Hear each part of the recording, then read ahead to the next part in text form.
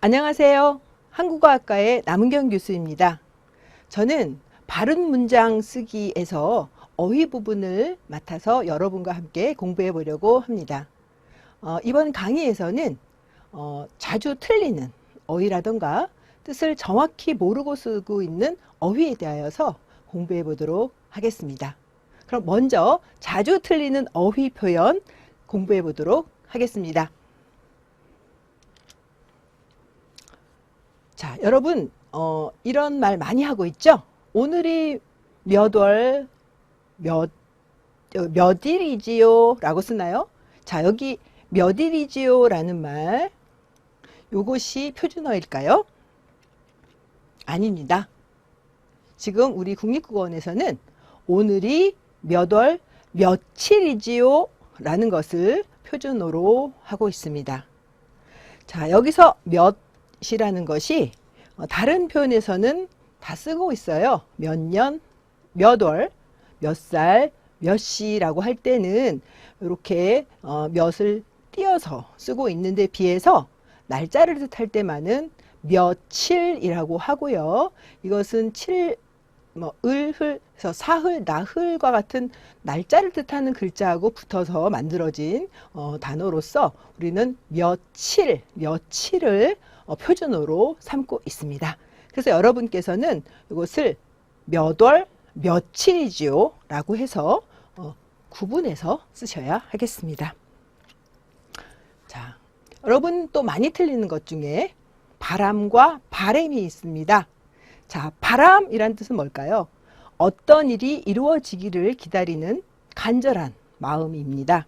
뭐뭇을 바라다 에서 나온 말이죠. 자, 그래서 이 말이 들어간 것은 나의 바람은 건강한 신체를 유지하는 것이다 가 있겠고요. 누나의 간절한 바람이라고 하셔야 합니다. 그에 비해서 바래다 라는 것은 뭐예요? 색이 옅어지거나 윤기가 없어지는 것입니다. 자, 그래서 이 말이 색이 옅어지는 것 때문에 바래다가 바램이 돼서요. 엽서의 글씨 잉크색이 바램이라고 써야 맞습니다. 자, 그래서 바라다에서 나온 것은 바람이고 색깔이 바래다에서 나오는 것은 바램이라고 해서 구별해서 써야 합니다. 자, 그런데 요즘 제가 가만히 보면은요. 뭐뭇을 여러분의 건강을 바래요. 여러분의 뭐 높은 성적을 바래요라고 서로 뭐 친구들 간에 또는 뭐 사람들 사이에 쓰는 걸 했는데 바라요, 바랍니다 이렇게 써야 됩니다. 아시겠죠? 자, 세 번째. 자, 이것도 굉장히 많이 쓰는 것입니다. 왠지와 왠지. 자, 발음은 거의 구별하기 어려운데요. 이것을 많이 사람들이 섞어서 틀리게 많이 쓰고 있습니다. 자, 먼저 왠지 볼까요? 자, 오하고 애가 있는 왠지. 자, 이것은 뭘까요?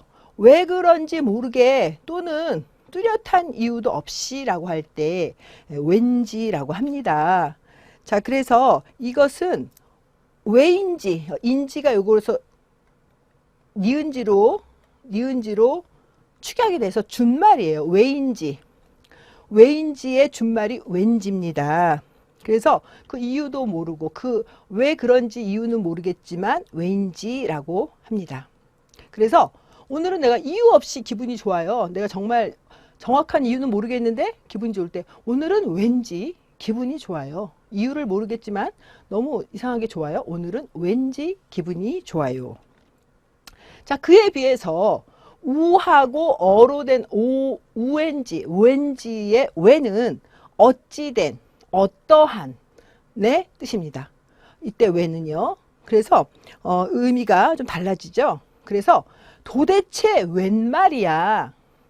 이게 웬 떡이야? 라고 할 때는 우하고 애가 있는 왠지 할 때 웬 말이야? 웬 떡이야? 라고 합니다. 자, 그래서요. 여러분 저는 이거를 구별을 어떻게 좀 기억하냐면요. 구별해서 어떻게 기억하냐면요. 무슨이라는 말 있죠. 무슨이란 말로 바꾸었을 때 말이 되면 이것은 우로한 우엔지가 돼요. 웬이 돼요. 웬. 그래서 도대체 무슨 말이야? 이게 무슨 떡이야? 라고 할 때 이때는 우라고 하는 웬으로 쓰면 되는 겁니다.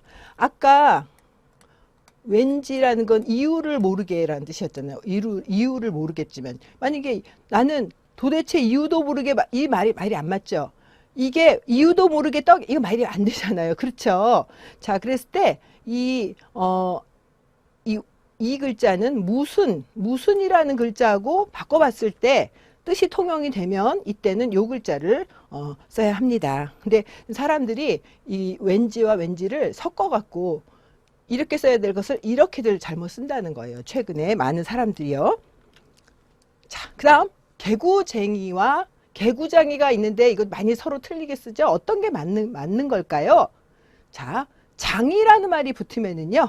이것은 특정한 기술을 가진 사람이란 뜻입니다. 그래서 우리가 장인정신이라는 말 들어보셨죠? 장인정신. 그럴 때 바로 이 글자가 쓰이는 것입니다. 그래서 특정한 기술을 가진 사람이 장인정신을 기술자가 이 장자가 되거든요. 기술자라는 뜻이 되거든요. 그래서 특정한 기술을 가진 사람은 장이라는 말을 붙이는 거고요. 그 외에는 쟁이라는 말을 붙입니다. 그래서 대장간에서 금속을 만들고 금속으로 된 뭐 여러 가지 그 기구들 뭐 농기구니 뭐 칼이니 뭐 낫이니 뭐 도끼 뭐 이런 것들 옛날에는 직접 만들었잖아요. 그쵸? 금속으로 된 거.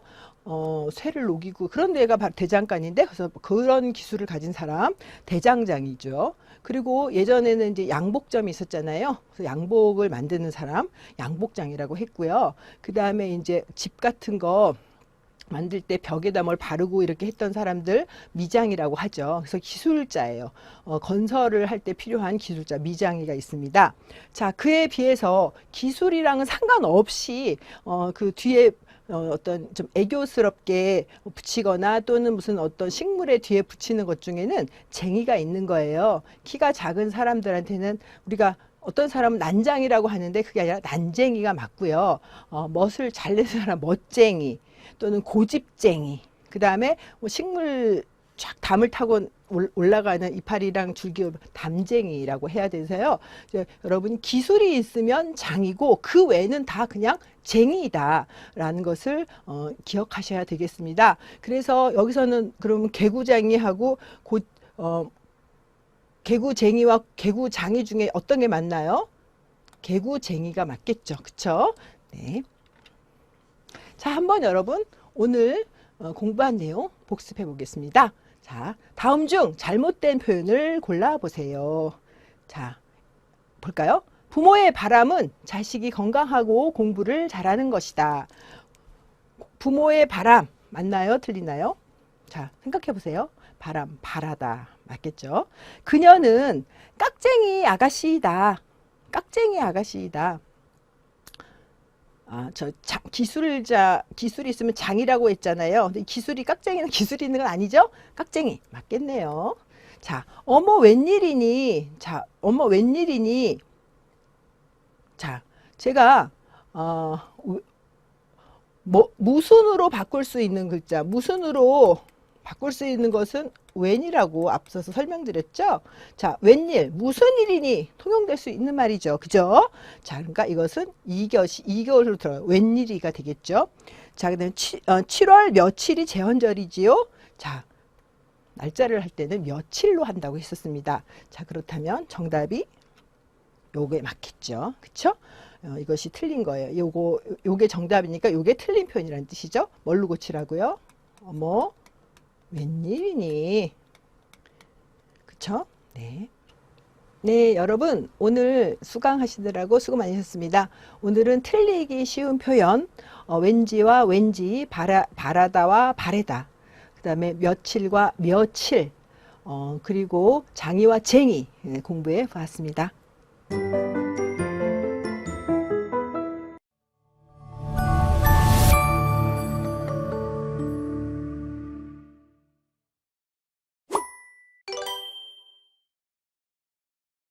안녕하세요, 수강생 여러분. 한국어학과의 남은경 교수입니다. 발음 문장 쓰기 중에서요. 오늘은 비슷해서 헷갈리는 어휘 표현이란 제목으로 준비해 보았습니다.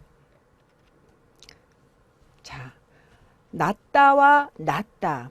발음은 거의 비슷해서 구별하기 어려운데요.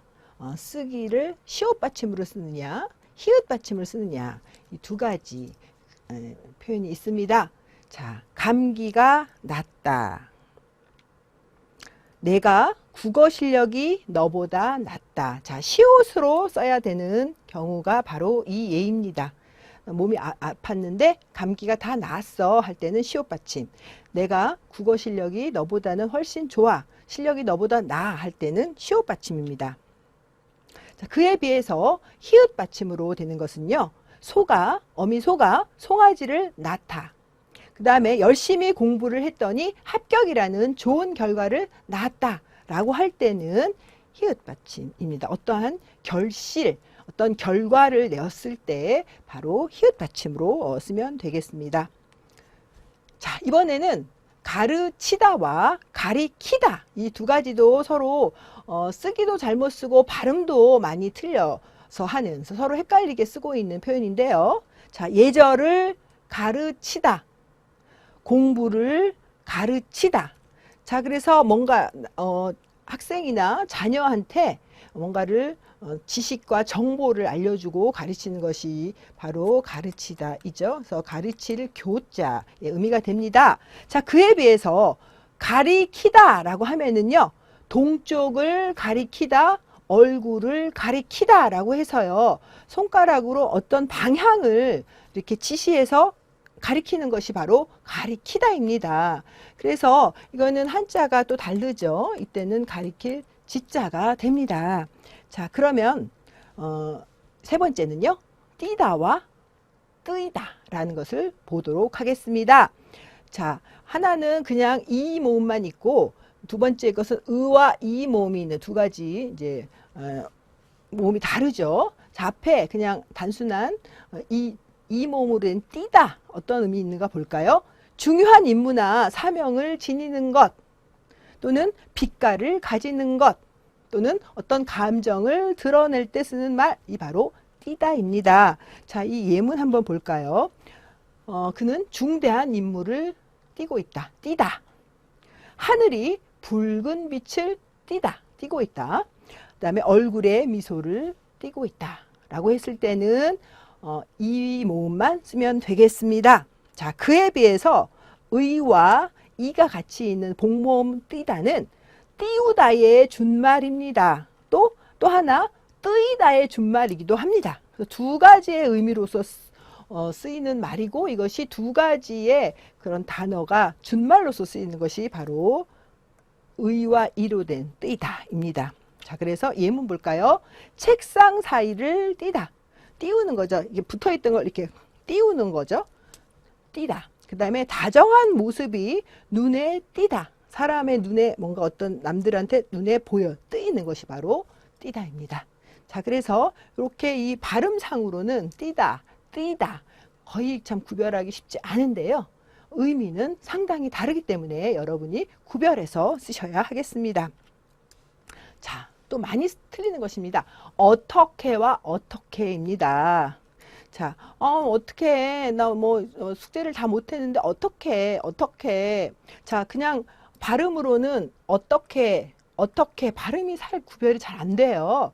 하지만 쓰는 글자가 완전히 다르죠. 어떻게, 나 몰라 어떻게는 어떻게 해의 준말입니다. 그래서 문장의 제일 마지막으로 나올 때는 어떻게, 어쩌면 좋아, 어떻게 라고 이렇게 기억 받침의 해로 써주셔야 하겠습니다. 그래서 혼자 가버리면 나는 어떻게, 나 지금 뭐 교통비도 없는데 혼자 가버리면 어떻게 라고 할 때는 이렇게 기억 받침의 해로 쓰면 되는데요. 그에 비해서 어떻게든 어떻다 플러스 개입니다. 그래서 이것은 문장 마지막에 오지는 못하고 앞부분에 와야 되겠죠. 어떻다, 어떠하다가 줄어든 말이고 어떤 방법이나 방식으로 어떤 이유로 라는 의미로 쓰인 것입니다. 자, 그래서 그 예문을 볼까요? 어떻게 된 일이지? 어떻게 된 일이지? 요즘 어떻게 지내지? 그래서 이때는 문장의 맨 뒤에 결말 부분으로 올 수는 없고 어떻게 된, 어떻게 지내지? 라고 해서 앞부분에 나와야 되겠습니다. 오늘 내용 어떠셨나요? 여러분도 모르고 틀리게 썼던 거 어떤 분은 이제 발견하셨을 것 같네요. 자, 복습 퀴즈 보도록 하겠습니다. 다음 중 잘못된 표현을 고르세요. 김치 맛은 시댁보다는 친정김치가 더 낫다. 뭐예요? 어떤 비교했을 때 멋이 더 실력이나 어떤 수준이 더 좋을 때 낫다라고 했을 때 시옷 받침 맞죠? 네. 미소를 띠고 나를 떠나간 그대여. 미소를 띠고 나를 떠나간 그대여. 약간 노래 가사가 약간 비슷하네요. 어떤 감정을 보이는 것, 감정을 드러냈을 때 띠다. 맞죠? 자, 동생아, 네가 누나의 용돈을 다 써버리면 어떡해? 자, 여러분, 문장 맨 뒤에 나올 때 어떻게 하라고 했죠? 기억 받침을 한다고 했죠? 어떻게? 그죠? 요게 틀린 거죠? 시계 바늘이 지금 밤 12시 정각을 가리킨다. 손가락으로 가리키거나 뭔가 바늘이 어떤 방향을 가리킨다. 맞죠? 자, 정답 확인해 볼까요? 네, 3번. 다 써버리면 어떻게가 아니라 어떻게. 자, 여러분 오늘도 4가지 헷갈려서 비슷하게 쓰여서 잘못 쓰고 있는 그런 문장 표현, 어휘 표현 공부해 보았습니다. 수고 많으셨습니다.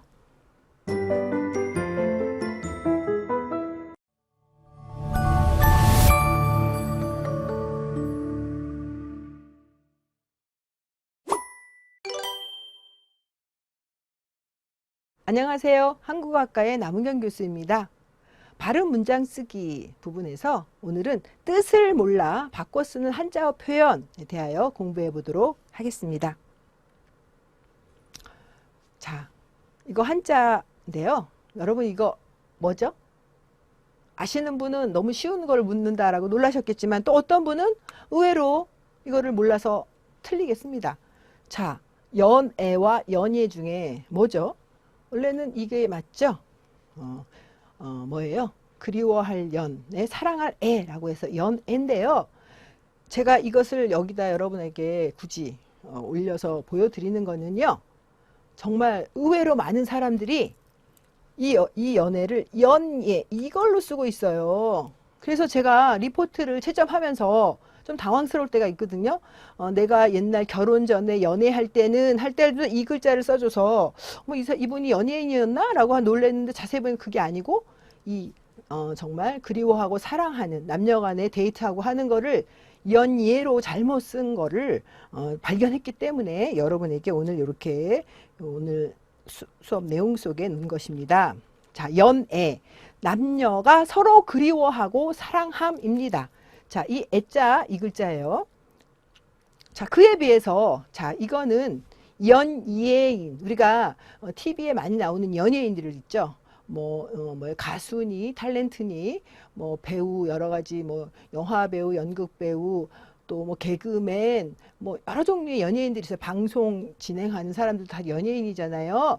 자, 이것은 연예고 한자가 완전히 다르죠. 자, 이 글자의 연자는요. 사실은요. 이 삼수변이 있기 때문에 물이 질펀하게 흘러서 쫙 펼쳐진다는 뜻이에요. 펼연자예요. 펼친다. 어떤 걸 펼치는 거고요. 자, 이 예자는 제주 예자예요. 자, 그래서 제주예예요. 그 다음에 이거는 펼연자예요. 그래서 제주를 쫙 펼치는 사람이 연예인이에요. 여러 가지 제주. 어떤 사람 말을 재미있게 하는 개그맨도 제주예요. 말 잘하는 재미있는 말 하는 제주가 있죠. 제주. 연기 잘하는 사람도 제주죠. 자, 연예인. 그 연예인은 연기로서 자기 제주를 뽐내는 거고 노래 잘하는 사람 가수. 이 사람도 노래 잘하는 제주를 쫙 펼치는 거예요. 남들 앞에서 펼쳐주는 거예요. 그래서 이게 연예거든요. 자, 근데 이것을 갖다가 남녀간에 그리워하고 사랑하는 연애. 이 사랑할 애자하고 이 글자는 완전히 다르죠. 쓰는 것도 다르고 한자도 달라요. 자, 그런데 이거를 막 섞어서 잘못 쓰는 분들이 있어서 제가 굳이 오늘 이번 특강 속에서 설명을 드리겠습니다. 자, 그래서 아까 금방 말씀드린 것처럼 이연예는 펼연자의 제주예, 제주를 쫙 펼쳐낸다. 자, 그래서 이거를 국어사전 찾아보시면 대중 앞에서 음악, 무용, 만담, 마술, 쇼 따위를 공연하는 것입니다. 또는 그런 재주를 가진 것을 또 연예. 그래서 그런 재주를 갖고 활동하는 사람이 바로 연예인이죠. 연예인. 그쵸? 연예인. 재주를 펼치는 사람, 연예인이 되겠습니다.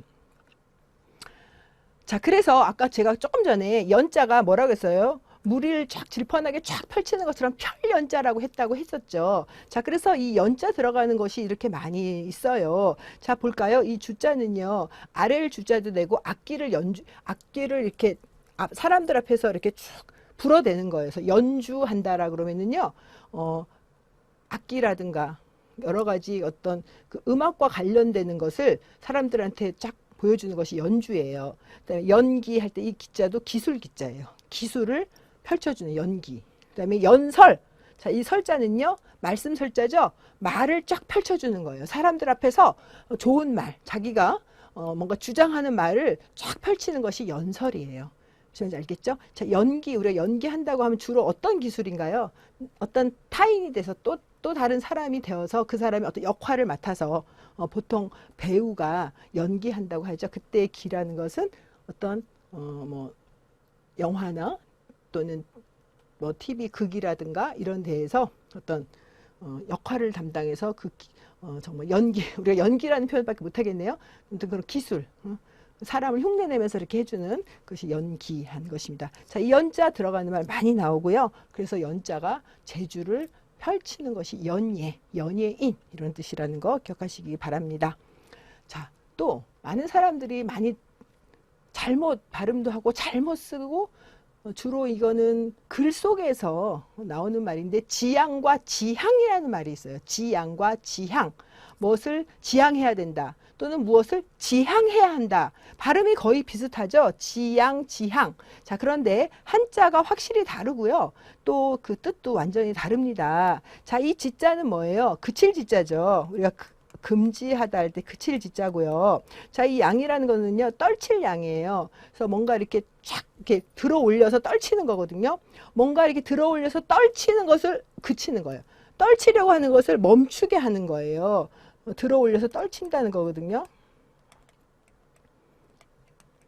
떨치다, 들레다 이런 걸 멈춘다는 거예요. 자, 그래서 아까 양이라는 것이 아래에 있던 걸 위로 이렇게 떨쳐서 올린다는 건데 이것을 멈춘다고 했죠.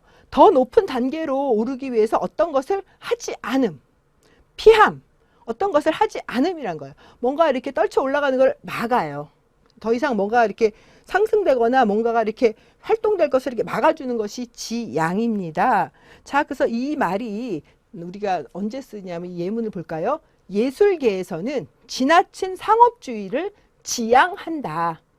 그러니까 참된 예술에서는 너무나 돈을 밝히고 돈벌이를 위해서 막 어떤 선을 넘어가면서 하면은 그건 안 되겠죠. 그래서 어떤 상업주의를 지향하는 거예요. 뭐요? 그것이 막 상업주의가 막 성하려는 거를 꽉 누르고 멈춰주는 것이 바로 지향입니다. 그에 비해서 지향이라고 하면은 이렇게 한자가 다릅니다. 이 뜻지자죠. 이 앞에 지자는 뜻지자고요. 향은 향할 향자입니다. 방향이라고 할 때도 있고 향할 향자가 되는데요. 어떤 뜻이 어떤 방향을 향해 있다는 것이에요. 어떤 방향으로 뜻을 갖고 있다는 뜻입니다. 자, 그래서 이 지향의 사전적인 의미를 확인해 본다면 어떤 목표로 뜻이 쏠리어 향함 또는 그 방향이나 그쪽으로 쏠리는 의지가 바로 그 지향입니다. 자, 그래서 아까 앞서서 우리가 지향이라는 건 뭐였어요? 참된 무슨 예술계에서는 지나친 상업주의를 지양 누른다, 멈춘다 해서 지양이라고 했는데 이건 그쪽 방향으로 가는 거기 때문에 완전히 반대의 뜻이죠. 자, 어떤 예문이 있을 수 있을까요?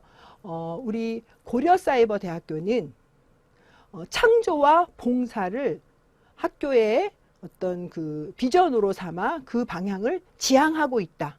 창조와 봉사가 우리 고려사이버대에 지향하는 바입니다.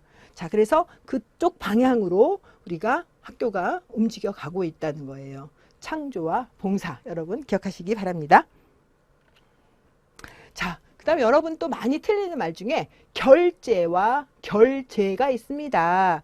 자, 이 발음이 하나는 어이로 된 제고요. 하나는 아이로 된 제자예요. 자, 그리고 결자도 사실은 똑같아요. 근데 뒤에 있는 한자가 다르기 때문에 의미가 완전히 다릅니다. 자, 이 결자는요, 결정할 결이에요. 뭐, 물이 탁 터지면서 뭔가가 딱 결정할 결이고요. 제자는 뭐냐면은요, 구제할 제자도 되지만 건널 제자도 돼요. 물을 건너간다는 뜻으로 해서 뭔가가 물건이 건너간다는 뜻이에요.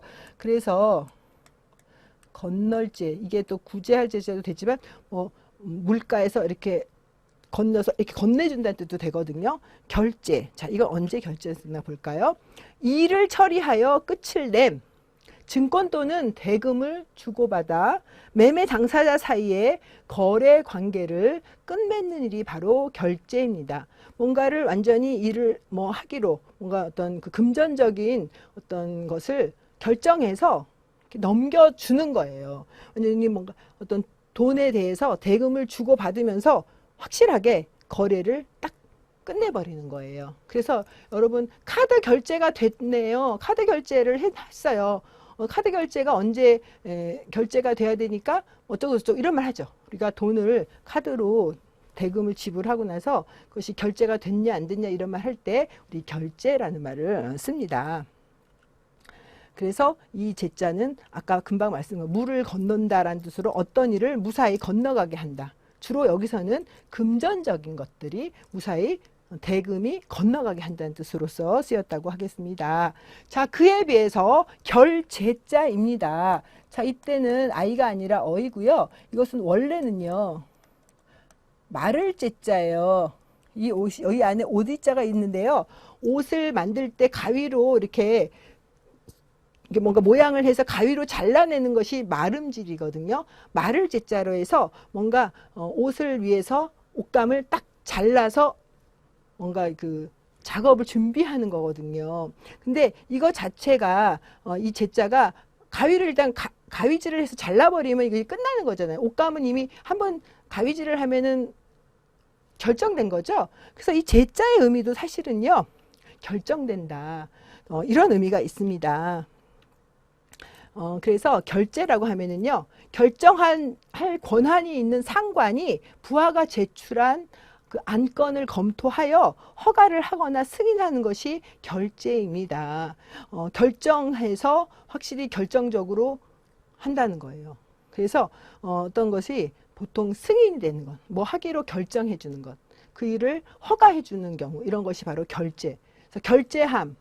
여러분 사무실에 결제를 해주세요. 뭐 결제를 부탁합니다. 또는 미결 또는 결제, 뭐 이런 표현이 있는데요. 이것이 보통 상관이 부하가 제출한 안건을 검토해서 허가하거나 승인해서 결제가 났네 안 났네 라는 표현을 씁니다. 그래서 이 아까 제자가 원래는 옷감을 자른다는 뜻이지만 이것이 뭔가 확실하게 앞뒤를 보고 나서 딱 잘라내고 결정한다는 의미가 있었잖아요. 제가라는 거는요, 바로 결제해서 허가한다는 것의 준말이에요. 결제해서 허가해 주는 거예요.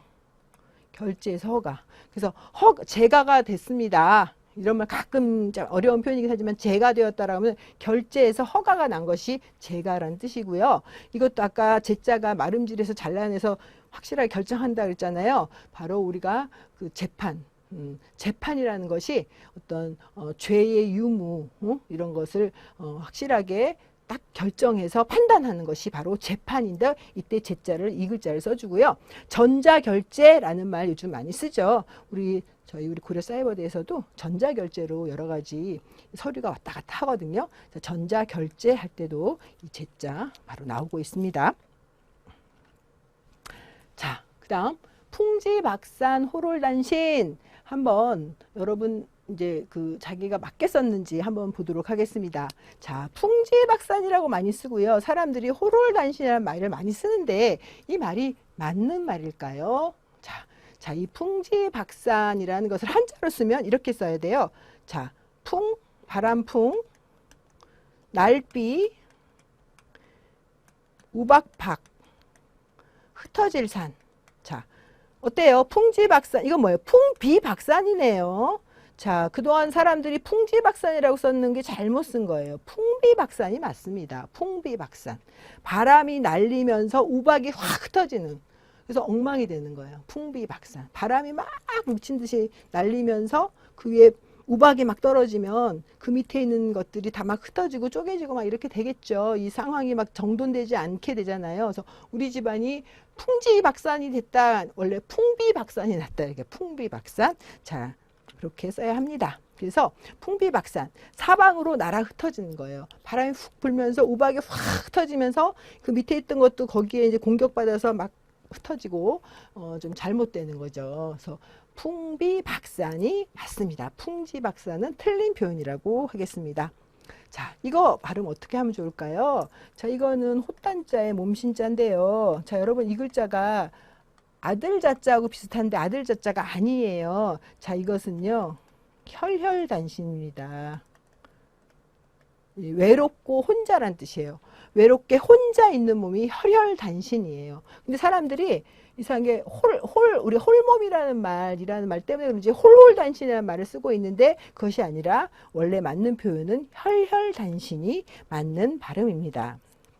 의지할 데 없이 외로운 홀몸이 바로 혈혈단신입니다. 자, 홀홀단신 틀리다는 뜻이죠. 자, 오늘 배운 내용 한번 복습해 볼까요? 다음 중 잘못된 표현을 고르십시오. 연예인들의 연애는 금세 언론에 노출이 된다. 자, 연예인들의 연애는 맞나요? 맞는 말이죠. 사실 이거 한자어인데 이거 맞아요, 틀려요? 맞았네요. 연예인. 아까 재주를 펼치는 사람들, 연예인이라고 그랬죠? 그리고 그리워하고 남녀간에 그리워하고 사랑하는 거 연애 이렇게 쓰는 거 맞죠? 해외에 여행을 갔을 때 신용카드 결제가 되지 않을 수 있으니 환전해 가세요. 자, 이거 맞나요? 자, 금전적인 것이 이렇게 건네져 간다는, 신용카드를 통해서 뭔가 돈이 대금이 이렇게 상대방으로 건너가는 거 뭐라 그랬죠? 결제라고 해야 한다고 했죠? 결제. 자, 그래서 그의 회사가 풍비박산이 났지만 그는 얼마 뒤에 재기했다. 자, 우리가 풍지박산을 많이 쓰면 여긴 잘 썼네요. 풍비박산이 맞죠?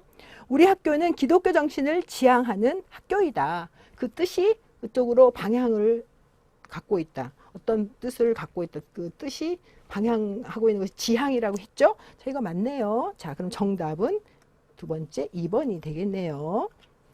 네, 맞습니다. 자, 여러분 어떠셨나요? 주로 오늘 한자어와 관련되어서 발음을 잘못하고 있는 것들 여러분하고 같이 공부해 보았습니다.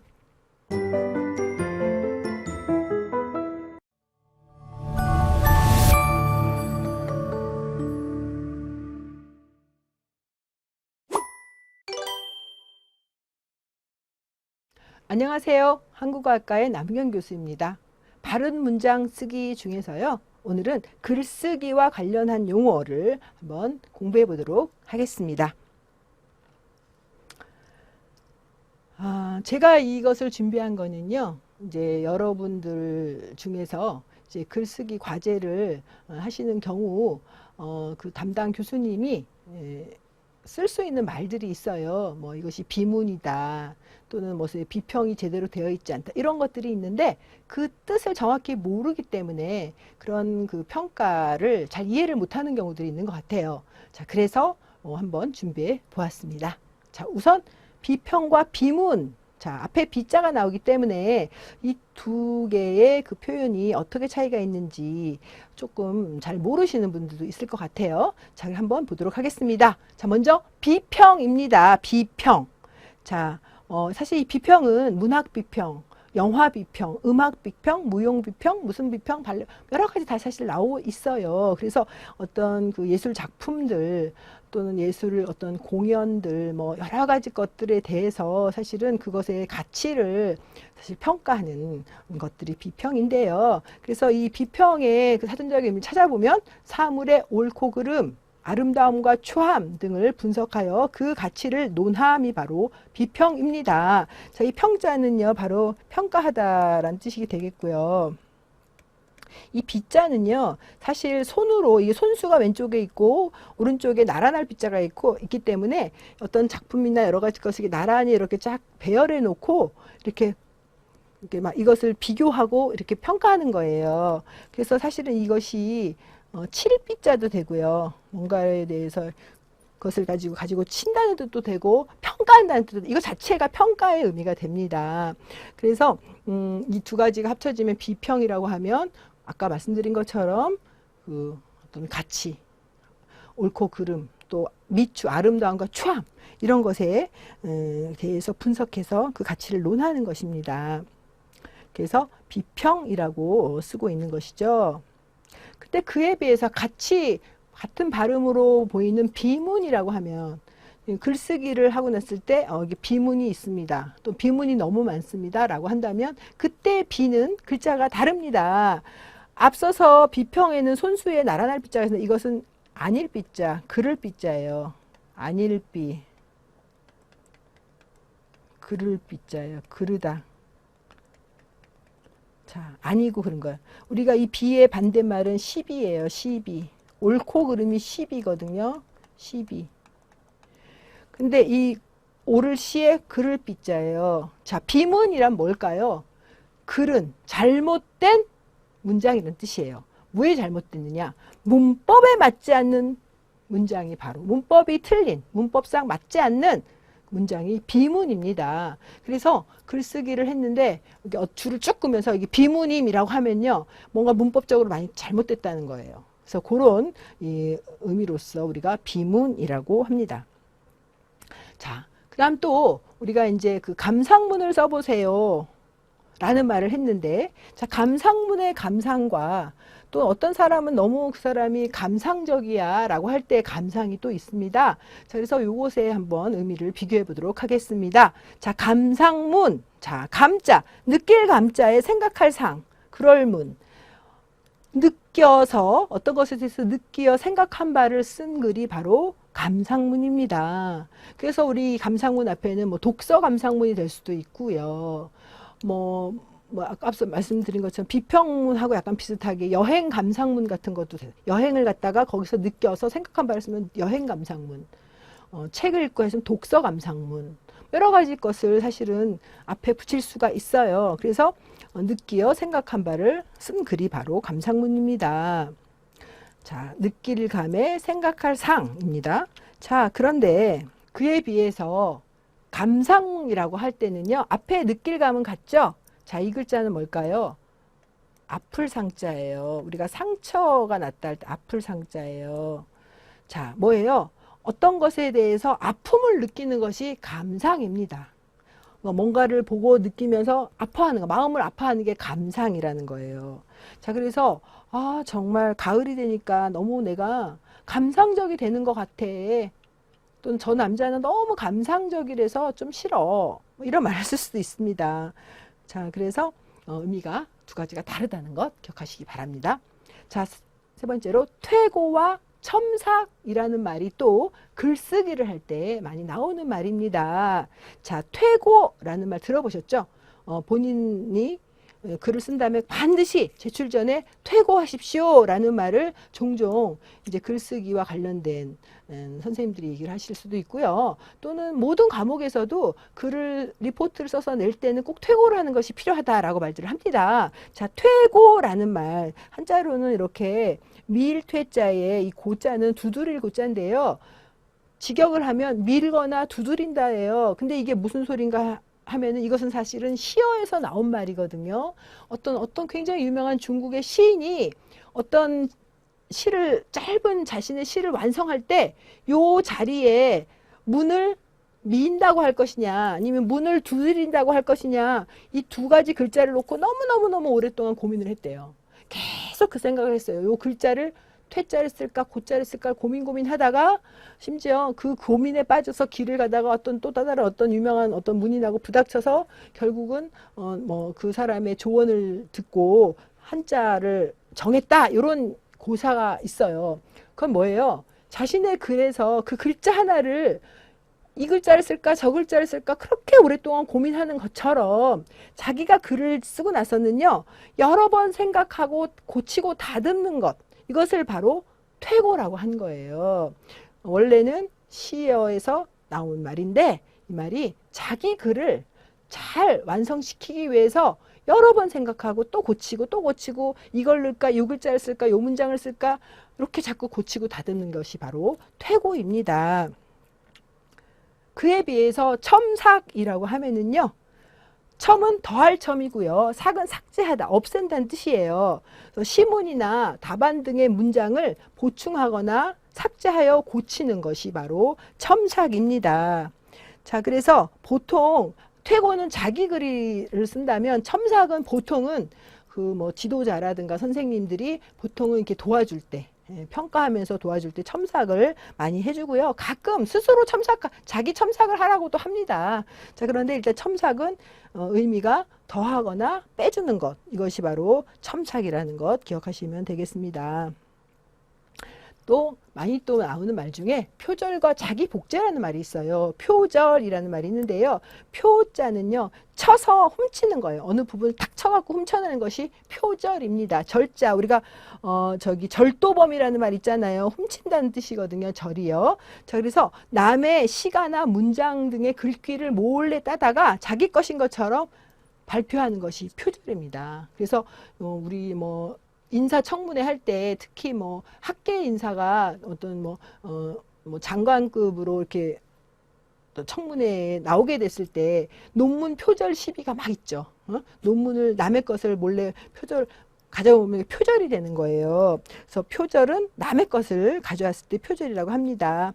자, 그래서 이 절자가 훔칠 절이라는 거, 우리가 절도범 할 때 쓰는 훔칠절이라는 거 기억하시면 되고, 이 표는 별로 많이 쓰이는 글자 아닌데 이건 딱 쳐서 떼어낸다 이런 의미가 있습니다.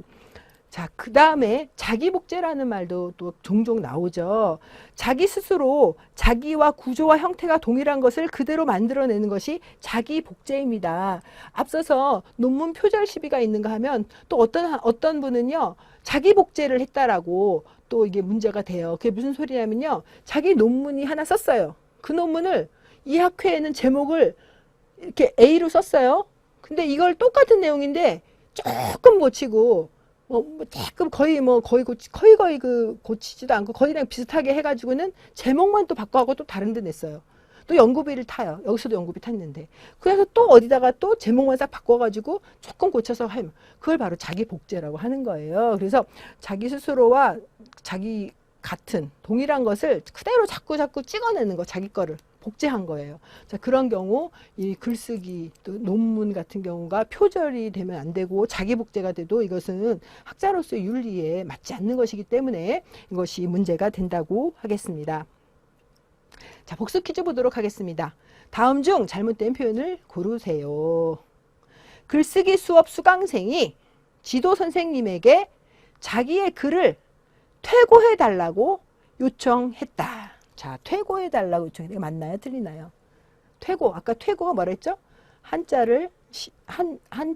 중에 퇴자는 밀퇴, 고는 노크하다 할 때 두드릴 고인데 어떤 한자를 쓸 것인가? 어떤 시인이 너무 고민했다 했죠.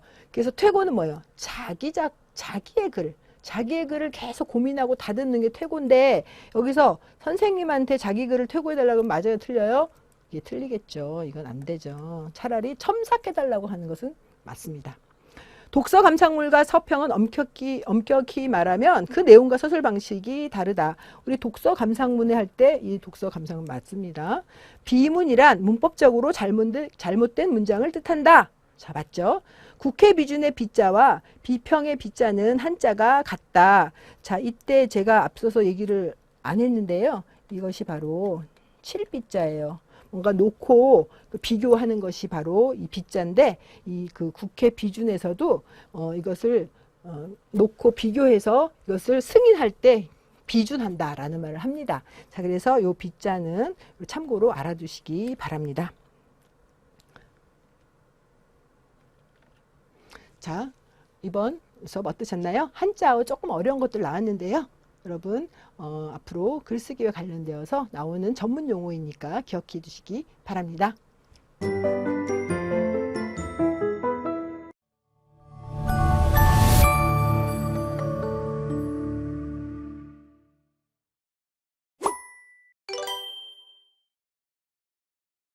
안녕하세요. 한국어학과의 남은경 교수입니다. 발음 문장 쓰기 중에서 오늘은 신문 방송에서 자주 나오는 시사 용어에 대하여 공부해 보도록 하겠습니다. 자, 먼저 사법농단 공부해 보도록 하겠습니다. 최근 몇 년간 뭐 사법농단이니 국정농단이니 이런 농단이라는 말들 많이 나왔었죠. 많이 익히 들었을 거예요, 여러분. 뭐 뉴스에서도 많이 나오고, 뭐 인터넷, 뭐 신문 같은 거 봐도 많이 나왔던 표현인데요. 과연 이 뜻은 정확하게 무슨 뜻일까요?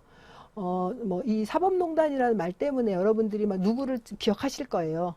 전 대통령 누구하고 누구 어떤 사람 있었죠? 지금 감옥에 가 있는 아무개 분, 이분 떠오를 건데, 자, 이게 정확하게 무슨 뜻일까요? 자, 볼까요? 사법농단, 네, 사법 먼저 보도록 하겠습니다. 사법. 자, 뜻은, 이제 사전적인 의미는요, 국가의 기본적인 작용의 하나로 어떤 문제에 대해서 법을 적용하여 그 적법성과 위법성, 권리관계 따위를 확정하여 선언하는 일이에요. 이게 풀어서 쓰니까 조금 어려워 보이는데요. 자, 이 사자가요, 맡을 사예요. 그래서 법을 맡아서 그것을 가지고 여러 가지 적용해서 여러 가지 일들을 처리하는 게 사법이에요. 그래서 법을 맡아서 여러 가지 것을 하는 기관, 사법부가 어디입니까? 사법부, 바로 법원입니다. 대법원 밑에 고등법원 있고 일반 법원 있잖아요. 그 법원이 바로 사법부고요. 그러면 또 그거 말고 행정부는 대통령이 있는 곳이고 입법부는 법을 세우는 것은 국회의원이잖아요. 국가의 중요한 그 세 개 부처가 입법부, 사법부, 행정부잖아요. 그래서 그런데 이런 그 법을 담당하는 그런 그 한마디로 그런 법원들 또는 법과 관련되는 것을 여러 가지로 농단했다라는 말이 나왔던 거예요. 그리고 또는 국정농단도 아까 나왔다 그랬죠. 국정농단. 국정을 또 농단했다 그랬어요. 그럼 농단이 정확하게 무슨 뜻일까 한번 볼까요? 농단. 이익이나 권리를 독차지함이 바로 농단입니다. 자, 이 농자는요. 이게요. 언덕 농자인데요. 언덕 농자인데요. 이건 사실 한자는 요 밑에 이렇게도 쓸 수 있어요. 요거 이 부수 대신에 흑토 받침으로 써도 됩니다. 농단이에요. 그런데 자, 이게 무슨 뜻일까 봤어요. 이 단자 여러분 이게 뭘까요? 끊을 단자예요. 우리가 우리가 절단한데 끊을 단자인데요. 이게 어떤 의미가 있냐면은요. 완전히 그 벼랑 있죠. 이렇게 쫙 잘라낸 듯한, 깎아지른 듯한 벼랑 있죠. 높게 솟은 언덕에서 이렇게 쫙 깎아지른 벼랑 있잖아요. 그래서 직역을 하면은요, 높이 솟아오른, 깎아지른 듯한 언덕이에요. 자, 그런데 이게 왜 이익이나 권리를 독차지함이라는 의미로 쓰였을까요? 자, 이거는 사실은요, 고사가 있습니다. 이거는 예전에 그 중국의 우리 사서 삼경 중에 유명한 사서 중에 하나인 맹자에서 나오는 말이에요.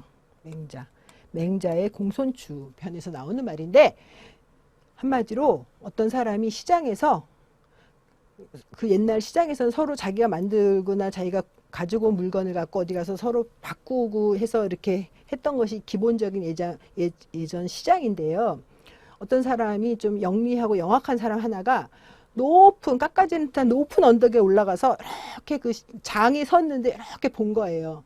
그래갖고는 저기 가서 내가 홀딱 저걸 다 사서 내가 그 이익을 독차지하고 또 이렇게 봐서 이게 한눈에 높은 데 올라가면 다 보이잖아요.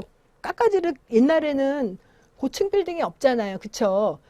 깎아지른 듯한 높은 언덕에 올라가면 이 한눈에 이 그 쫙 사람들이 모여있는 장터가 다 보이잖아요. 거기에 올라가서 저기 가서 저 물건을 홀딱 내가 다 사버리고 나중에 저기 가서 또 비싸게 팔아야지 뭐 이런 식으로 어떤 그 혼자서 불공평하게 혼자서 어떤 높은 어떤 그 정말 지위를 차지해서 마음대로 자기의 이익이나 권리를 혼자서 막 마음대로 누리는 거 있죠. 그게 바로 농단입니다. 자, 그래서 예전에 전 대통령의 측근이었던 어떤 민간인 여성이 있었잖아요. 최 씨 아무개 있었잖아요. 그 사람이 바로 뭐 법을 초월하고 또 뭐 국정, 이 사람이 일개 아무 뭐 어떤 관리도 아니고 공무원도 아닌데 자기 마음대로 막 이렇게 저렇게 하고 완전히 마음대로 했잖아요. 그리고 자기 아는 사람 추천해서 막 고위공직자 만들고 법률 관계도 막 마음대로 막 좌지우지하고 또 뭐 누구랑 친해서 막 엉망이었잖아요. 자, 그런 것처럼 정말 혼자서 말도 안 되게 불공평하게 정말 여러 가지의 그 합법적이지 않은 방향을 이용해서 혼자서 이익이나 권리를 독차지하는 것이 바로 예전에 그 시장에서 혼자 높은 언덕에 올라가서 모든 것을 혼자서 이익을 독차지했고 좌지우지했던 그 영악하고 못된 사람, 거기서 유래한 말이 바로 농단이라는 말입니다. 자, 아시겠죠? 그래서 그런 농단이 있으면 사실은 그거는 공정한 사회가 아니라고 하겠습니다. 자, 그 다음에 또 많이 나오는 말 중에 추경이라는 말이 나와요. 추경. 자, 근데 추경은 원래 긴 문장, 원래 한자어에서 준말이에요. 뭐예요? 이거는 추가, 경정, 예산. 추경에 반영을 해야 한다. 추경에 반영을 해야 한다. 이런 말 많이 써요. 그 중에서 추가해서 추자, 경정 예산의 경자를 합쳐서 추경이라고 한 거예요. 추경. 자, 이거는 뭘까요? 이거는 국가에서 예산을 잡는데요. 예산을 워낙 매년 한 번 잡잖아요. 근데 원래 어떤 예산을 잡아놓은 것에 비해서 어떤 그 이후에 약간 재난이 일어난다던가 또는 어떤 뭐 외교적인 문제가 생기는 경우 더 돈을 여기다 써야 되는 경우가 있어요. 그렇잖아요. 갑자기 우리나라 잘 없었는데 지진이 일어나서 어느 지역이 막 완전히 크게 파괴됐어요. 그리고 어디 막 폭풍이 쳐갖고 큰일이 났어요. 그럼 그런 사람들한테 도와줘야 되잖아요. 응? 그 사람들이 재기하도록 국가에서 어느 정도 지원금을 주려고 하는데 예산이 없을 수 있잖아요. 그쵸? 예기치 않은 예산을 잡아놓지 않았잖아요. 근데 이것을 입법부에서 이런 거를 합시다라고 해서 같이 논의를 하고 국회의원들이 논의하고 뭐 이렇게 정말 그 행정부처에서 이렇게 예산을 잡아서 국회에서 그게 통과가 되면은 이제 그것이 집행이 될 수 있거든요. 그런 것이 바로 그 원래 잡아놨던 예산보다 뭔가를 더해서 추가해서 경정이라는 고칠 경 바로잡을 정자인데 고쳐서 제대로 바로잡는 게 바로 추가 경정 예산이고요. 이것의 준말이 추경이라고 하겠습니다. 예산을 집행하다가 이 사전적인 의미예요. 추경. 예산을 집행하다가 수입이 줄거나 또는 예기치 못한 지출 요인이 생겼을 때 그것에 고쳐서 더해주는 예산이 바로 추경이라고 하겠습니다. 아까 저는 이제 재난 사항을 주로 얘기했는데요. 때로는 어떤 세금이 너무 많이 뭐 이렇게 안 거쳐가지고 쓸 수 없었다면은 워낙 예산을 또 조정하는 경우도 이것도 추경이라고 하겠습니다. 자, 그다음에 초토화라는 말 한번 보도록 하겠습니다. 뭐가 초토화됐다라는 말 많이 써요. 초토화. 자, 이 초자는요 뭐냐면요 불태울 초자입니다.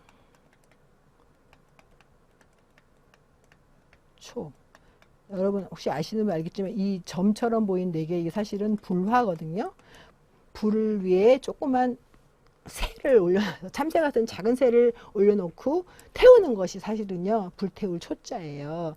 그러면은 이 토는 흑토자잖아요. 흑을 검게 불태워버리는 걸로 변화시킨 거예요. 검은 흑들이 다 검게 그슬르게 불에 타서 거스르게 끌리게 만들게 변화시키는 것이 초토화시키는 거거든요. 주로 언제냐면요. 전쟁이 났을 때 막 이렇게 막 폭격이 막 그 하늘에서 막 폭약이 떨어지거나 그럼 막 폭발하면서 다 완전히 다 불나잖아요. 그쵸? 그 흙이며 뭐 집이면 다 검게 거슬리게 되겠죠. 또는 화염 방사기를 막 쏴가지고 그러면 어떻게 돼요? 거기도 초토화가 되는 거예요. 그래서 한마디로 거기가 다 파괴되고 검게 거슬려서 완전히 망가지는 상태가 바로 이제 초토화입니다.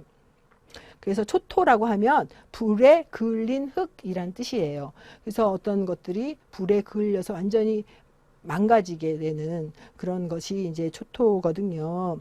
그래서 이제 그 초토화됐다라 그러면 완전히 엉망이 된 거죠.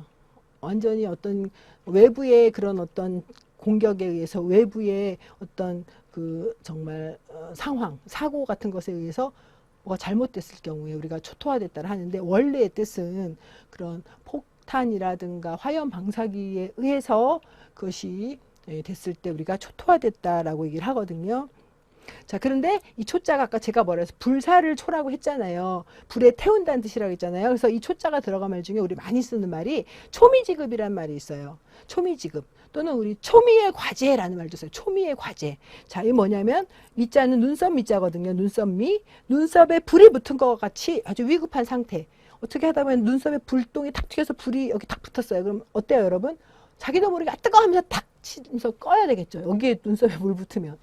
아주 빨리, 자기도 모르게 급하게 아주 빨리빨리 처리해야만 하는 아주 위급한 상태를 초미지급이라고 하고, 또 초미의 과제라는 말도 쓰고 있습니다. 자, 분식회계라는 말도 여러분 종종 들어보셨을 거예요. 분식회계. 자, 회계라는 말은 이제 모아서 계산한다는 건데요. 수입과 지출에서 모아서 계산하는 건데, 자, 분식회계라는 말, 이거 좋은 말이에요, 나쁜 말이에요? 좀 좋지 않은 걸로 들리죠? 여러분, 분식회계로 인해서 뭐 어느 대기업이 분식회계로 인해서 뭔가 이렇게 뭐 저 경찰에 잡혀가거나 뭔가 문제가 되는 경우들이 있어요. 이것이 분식회계인데, 자, 이 분자는요, 왼쪽에 쌀미변이 있어서 아시겠지만 이것은 원래요, 쌀을 나눠가지고 가루로 만든 거예요. 그래서 사실은 이게 원래 뜻은요, 가루분이에요. 가루분. 그래서 우리가 밀가루로 만든 음식들 파는 곳이 우리가 분식점이라고, 분식점. 밀가루분이라는 거, 밀가루로. 그렇죠? 자, 그런데 이 가루가 먹는 밀가루도 되지만 얼굴에 여자들이 바르는 화장분도 됩니다. 화장분. 화장가루 있죠. 하얀 분칠한다는 불 있잖아요. 자, 이 식은요, 꾸밀식입니다. 자, 그러면 이게 뭐냐면은 화장가루로 꾸민 거예요. 자, 분식한다 그러면요, 남들이 보기 좋게 그럴듯하게 아름답게 꾸며놓은 회계란 뜻이에요. 자, 근데 회계장부가 보기 좋다는 건 무슨 뜻일까요? 뭐예요? 적자보다는 흑자가 나고, 뭔가 이것이 금융상의 문제가 없이 제대로 잘 됐을 때 제대로 된 회계장부, 좋은 회계 상태가 되지 않겠습니까? 근데 분식회계는 왜 하는 걸까요? 사실은 그 기업에, 보통 이제 기업에서 분식회계를 많이 하죠. 그 기업의 어떤 재무 관계가 좋지 않아요. 뭐 생산도 별로 안 되고, 뭐 아무튼 뭔가 돈벌이가 잘 안 돼가지고 잘못됐는데, 이거를 부풀려가지고 아무 문제가 없는 것처럼 막 가짜로 꾸미는 거예요. 뭐 돈을 얼마를 벌었는데 뭐 10배로 불린다거나, 뭐 빚이 얼마나 많은데 빚이 얼마 없는 것처럼 꾸민다. 여러 가지로 그럴듯하게 보기 좋게 화장한 것처럼 꾸미는 것이 바로 분식회계입니다. 분식이라는 말, 실제보다 좋게 보이려고 사실을 숨기고 거짓으로 꾸미는 것이 바로 분식이라는 것이에요. 이게 바로 사전적인 의미거든요. 그래서 이것이 기업에서 분식회계를 했다, 이게 드러나면 이거는 안 되는 거죠. 왜냐하면 분식회계에 대한 것을 사람들한테 이렇게 그렇게 겉으로 여기는 굉장히 안정적인 기업이다라고 그렇게 분식회계를 갖고 사람들한테 보여주면 그걸 모르고 많은 사람들이 투자를 하거든요. 여러분 주식 사서 사람들이 투자하잖아요. 근데 알고 봤더니 거기가 속빈 강정처럼 아무것도 없는 거였어요. 그 가짜로 회계 장부를 만들어 놨기 때문에.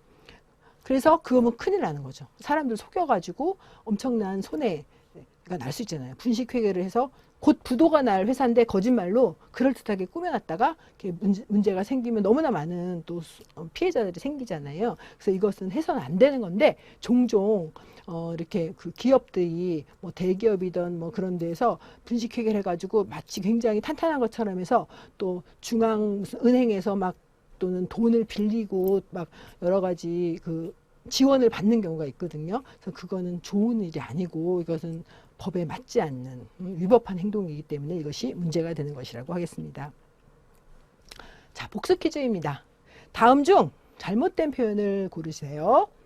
자, 1번, 사법농단의 주역인 대법원장이 그 다음 정권에서 심판을 받게 되었다. 자, 맞나요? 사법농단 주로 이제 우리 옛날 그 전 대통령의 아무개가 또 그때 무슨 막 그때 대법원장도 문제가 됐죠. 마음대로 해가지고 블랙리스트 판사들 마음대로 막 잘라내고 누구는 승진해서 제외시키고 막 그런 일이 있었잖아요. 그러다가 나중에 그것이 적발돼서 지금 심판을 받게 됐다. 자, 농단 무슨 뜻인지 아시겠죠? 자, 만나야 될 얘기가 맞습니다. 자, 여야 대립으로 국회에서 추경이 통과하지 못하면 많은 문제가 생긴다. 추가 경정 예산 준발 이거 맞습니다.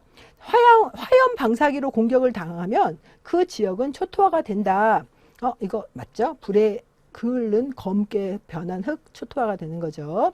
자, 네 번째, 분식회계란 대형 분식점의 회계 장부를 말한다. 제가 아까 분식이라는 말에서 이 분자가 밀가루 분자가 돼서 분식점이라고 했었잖아요. 그때는 식은 꾸밀 식이 아니라 먹을 식. 가루로 만든 음식을 파는 것이 분식점이거든요. 근데 여기서 분식회계는 이런 음식점, 대형 분식점이라는 건 아니죠. 자, 정답은 뭘까요? 네 번째 분식회계입니다. 네. 자, 여러분 어떠셨어요? 오늘은 신문, 방송, 뉴스에서 많이 나오는 시사 한자어를 한번 공부해 보았습니다. 여러분 수고 많으셨습니다.